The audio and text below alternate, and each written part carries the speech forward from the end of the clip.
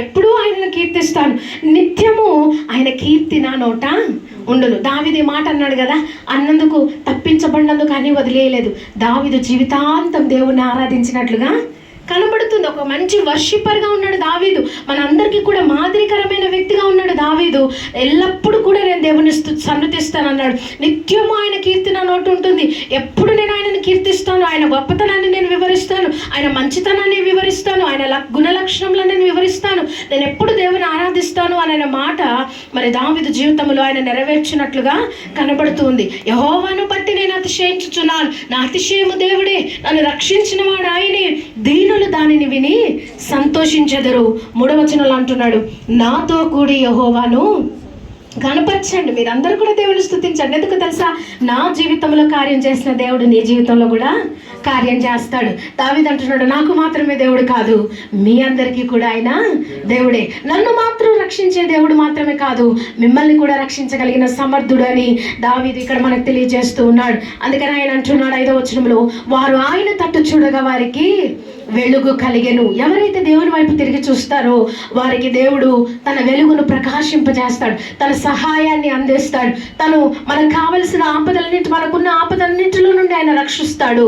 అదేవిధంగా దీనుడు మొర్రపెట్టగా యెహోవా ఆలకించును. మనం మొరపెడితే ఆయన వింటూ ఉన్నాడు. మనలో దీనత్వంతో కూడిన ప్రార్థన రావాలి, మనలో తగ్గింపుతో కూడిన ప్రార్థన రావాలి. నిజముగా మన పరిస్థితుల్లో ఆయన మీద ఆధారపడే విధానం మనలో ఉంటే దేవుడు నిశ్చయంగా మనల్ని తప్పించువాడై ఉన్నాడు. అతనికి కలిగిన శ్రమలన్నిటిలో నుండి దేవుడు విడిపిస్తాడు.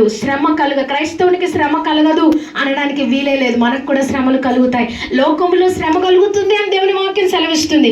అయినా మీరు ధైర్యం తెచ్చుకున్నాడు అని దేవుని వాక్యం సెలవిస్తుంది. ఆ శ్రమల్లో దేవుని తోడు మనకుంటూ ఉంది, దేవుని నడిపింపు మనకుంటూ ఉంది. ఆయన యందు భయభక్తులు గల వారి చుట్టూ ఆయన దూత కావలి ఉండి వారిని రక్షించును.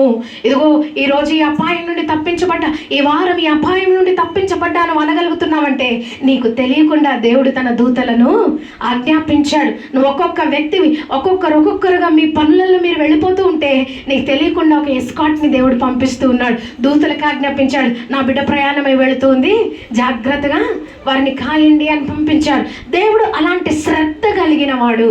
ఆయన మన మీద శ్రద్ధ చూపిస్తున్న దేవుడు. అలాంటి దేవుని మనం కలిగి ఉన్నాం. అందుకని కీర్తనకాడు అంటున్నాడు, నేను చెప్తుంటేనే మీరు వినడం కాదు, మీరు కూడా రుచి చూచి తెలుసుకోనండి. Taste and see that the Lord is good. మీరు రుచి చూచి తెలుసుకోనండి. దేవుడు ఉత్తముడు, ఆయన ద బెస్ట్, ఆయన పర్ఫెక్ట్ అని మీరు తెలుసుకోవాలంటే